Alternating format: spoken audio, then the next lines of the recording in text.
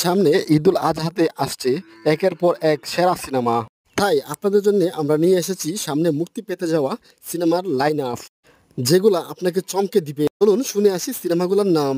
তো প্রথম সিনেমাটা হচ্ছে তাণ্ডব, যেখানে অভিনয় করবে শাকিব খান এবং সিনেমাটা পরিচালনা করবে রায়হান রাফি। তাণ্ডব হতে যাচ্ছে একটি অ্যাকশন থ্রিলার সিনেমা।